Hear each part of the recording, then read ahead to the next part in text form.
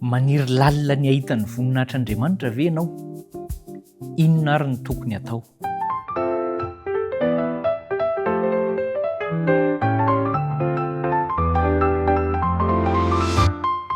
Ankasitrahany ianao aloha manaiky ny hiaraka fampitafatafa eto isika amin'ny fandinihana soratra masina dia arabaina ianao amin'ny mpifaliana dia asiana tsikitsiky isaoran'Andriamanitra mampitsiky antsika. Maniry ahita lalina, maniry marina ahita ny voninahitr'Andriamanitra ve ianao eo amin'ny fiainana? Inona avy ny tokony atao? Raha fitiantsika ny voaresaka rehetra dia izao. Mety ahita an'Andriamanitra isika ankehitriny amin'ny fifandraisana mitohy, miakaiky kokoa ary tsy tapaka amin'Andriamanitra amin'ny fotoana rehetra. Mandeha ny fotoana, mandeha ny ora dia mety hoe nahavita zavatra tsy nahavita zavatra isika fa tokony ho tsapantsika kosa ao anatin'ny fandehanan'ny fotoana sy ny ora fa niaraka tamin'Andriamanitra, nifampiresaka tamin'Andriamanitra ianao, izaho. Ohatra anankiray izany isika manao devoir ny mpianatra, manao enti-mody na mandika lesona ny mpianatra anankiray, ao anatin'izay izy mahatsapa ny fanatrehan'Andriamanitra satria ifampiresahany amin'Andriamanitra ilay fandikan-desona. Manao ny asan'ny mpiasa anankiray ary miara-miasa ny mpiasa maromaro fa ao anatin'izay fotoana izay dia samy mahatsapa fa hitan'Andriamanitra ny asa ataony, hitan'Andriamanitra ny fomba anaovany azy ary angatahana amin'Andriamanitra ny andehanan'izany sy izoran'izany tsara. Matetika isika mantsy no variana fotsiny hoe ataoko aloha ny asako fa rehefa rariva ifandray amin'Andriamanitra amin'ny alalan'ny vavaka, tsia ilay fifandraisan'ny saintsika amin'Andriamanitra amin'ny fotoana rehetra no ilay miaraka akaiky amin'Andriamanitra amin'ny fotoana rehetra tsy tapaka. Izay ilay fifandraisana mitohy ary afaka mahita an'Andriamanitra sy miaona amin'Andriamanitra tsika amin'izany fomba izany, tahaka ny ainan'ny Noa tamin'izany fotoanany, teo ihany koa ny ainan'ny Enoka izay voalaza fa niarina andeha tamin'Andriamanitra isan'andro. Andao isika hanao an'izany amin'ny fotoana rehetra aza adinoina ny manankina ny fiainana amin'Andriamanitra. Dia inona ilay tsiambaratelo manaraka an'izay? Andeha ataontsika tsiambaratelo fa ekena ny sitrapon'Andriamanitra, izay ny nataon'ny Enoka, izay ny ainan'ny Mosesy, izay ny ainan'ny Elia mpanompon'i Jehova, ilay mpaminany na hery vaika tamin'ny fotoanany. Nekeny ny sitrapon'Andriamanitra. Ahoana ny fomba hanekena ny sitrapon'Andriamanitra? Enoina tsara ny sitrapon'Andriamanitra. Matetika rehefa mifampiresaka izany dia hoe izaho miteny fa ny olona tsy avelako hiteny fa ny anahy aloha no teneniko. Ary izay indrindra ilay fifandraisana ahitsy fa rehefa mifandray amin'Andriamanitra izaho sy ianao dia enoin'Andriamanitra. Mihaino betsaka kokoa an'Andriamanitra ny tena tsara indrindra.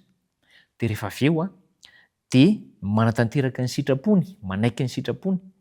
Dia avy eo isika rehefa mandeha arak'izany dia tahaka amin'ny Mosesy mba nifampiresaka tamin'Andriamanitra noho ny avy eo hoe izao tompony mba faniriana, ary ilay faniriana koa tsy mifanohitra amin'ny sitrapon'Andriamanitra fa tsy hoe izao no tiako atao, fa tsy afaka hibaiko an'Andriamanitra naoviana isika amin'izay sitrapon'Andriamanitra tokony tanteraka amin'ny fiainantsika.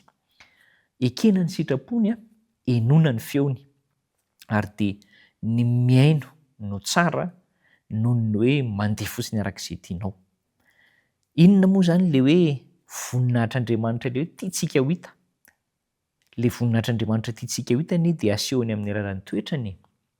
Ny toetran'Andriamanitra ampihariny amiko sy aminao io, ilay fitiavana, ilay mamindra fo, ilay nitsitsy antsika, niaro antsika amin'ny fiainana andavanandro, manisy fefy antsika mba tsy ho tratry ny loza ary manoro lalana antsika.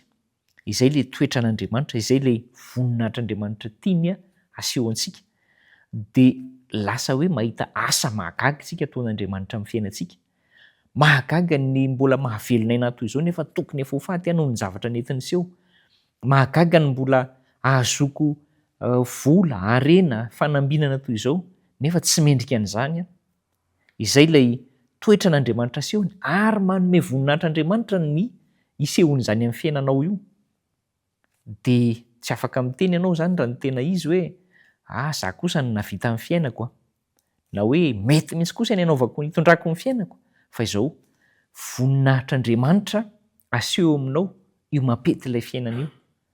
Dia ekeo izay voninahitr'Andriamanitra asehony aminao amin'ny fiainanao izany. ilaina koa ny miaina ny toetra an'Andriamanitra. Fantatsika ilay hoe Jehova mpamindra fo, mianatra, mahari-po sady be famindram-po sy fahamarinana. Fa raha notononina fotsiny izay dia ho poakaty, maty antoka isika raha tsy miaina azy. Ilaina ny miaina arak'izay toetra an'Andriamanitra izay. Ao anatin'izao taona iainantsika izao indrindra, iaino ny toetra an'Andriamanitra. Raha tsy manao an'izany ny hafa dia aza jerena ny hafa hoe ka izy tena manao an'izao mihitsy dia izaho koa hanao an'izao. Le zao io zany dia le hoe manao ratsy, manao sarotra, tsy mamindra fo, tsy manaiky, fa dia manao zavatra izay hamaliana faty. Tsia, andao isika anaiky ny toetra an'Andriamanitra, ary izy io amin'ny alalan'ny fanahiny masina no iasan'ny toetra an'Andriamanitra amintsika, dia mahatonga antsika ho lasa manaiky ny sitrapony, dia tefena handeha araka ny sitrapony, mba ho tonga amin'izany hoe fanetretenan'i Kristy izany, izay ny tanjona ambony indrindra dia ny anahaka an'i Kristy amin'izao hery kely zarara misy ananantsika olombelona izao, fa fenoin'ny hery lehibe an'Andriamanitra izany. Izao hoe raiso tena zava-misy mihitsy, zavatra iainana mihitsy andavanandro, ilay fifandraisana sy feonantsika amin'Andriamanitra. Mandinika saotra masina ianao, raiso tena zava-misy izay tenenin'Andriamanitra ao, iainana. Mivavaka ianao, raiso tena hoe tena misy mihitsy hoe tena mifampiresaka amin'ny mivantana ianao, dia tena akaiky an'Andriamanitra amin'izany fomba izany isika. Fa rehefa ataontsika pli vava hoy ny fitenenana na hoe mandeha ho amin'izao fotsiny, fa hazarana miodina fotsiny tsy saina, dia tsy ho tsapantsika akory izany hoe toetra an'Andriamanitra iainantsika sy ny fitiavan'Andriamanitra, ary tsy ho hitantsika akory raha tsy iainantsika ilay izy. Te ahita an'Andriamanitra, te ahita ny voninahitr'Andriamanitra. Ny taloha nahita tamin'ny alalan'i Jesosy Kristy, ny teo alohan'izay nahita ny voninahitr'Andriamanitra tamin'ny alalan'ny setroka sy ny rahona sy ny afo sy ny tselatra sy ny kotroka. Fa isika ankehitriny, ahoana no ahitantsika azy? Maniry ahita sy eona mivantana aminy isika.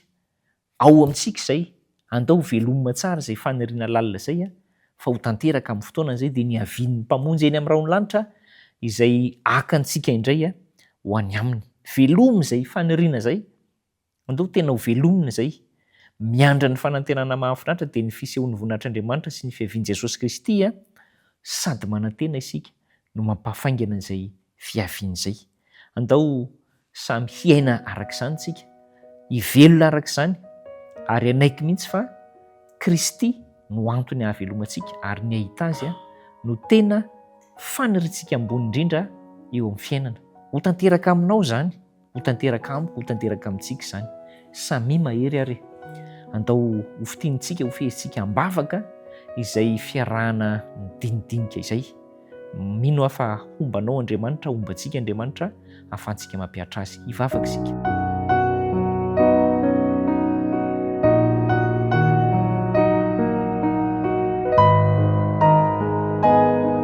Ray malalo misaotra betsaka anao, mampirisika anay ny amin'ny fifandraisana akaiky aminao, mampirisika anay hifikitra amin'ny herinao ho amin'ny famonjin-dehibe farany, dia ny fiaonana indray amin'ny Kristy eny amin'ny rahon'ny, ary ny fifandraisana mivantana amin'Andriamanitra any amin'ny fiainana mandrakizay, any amin'ilay lanitra vaovao, ary toy ety amin'ny tany vaovao rehefa ho avaozina indray ity tany ity. Ampahirezo izay amin'ny fanantenana feno, ary ampio izay hitraka mandrakariva, dia hiaina tahaka ny hoe eo aminay foana ianao, akaikinay foana ianao, mahita anao izay amin'ny toetranao, amin'ny endrikao, amin'ny voninahitrao izay miseho amin'ny alalan'ireo fahatsaranao rehetra. Dia ampio izay hahita sy hatsapa sy iainana izany, ary ampiatra izany koa amin'ny fifandraisana amin'ny hafa. Da io tia namako ity, ary ampahirezo hatrany izy. Amin'ny anaran'i Jesosy no angatahana izany. Amen.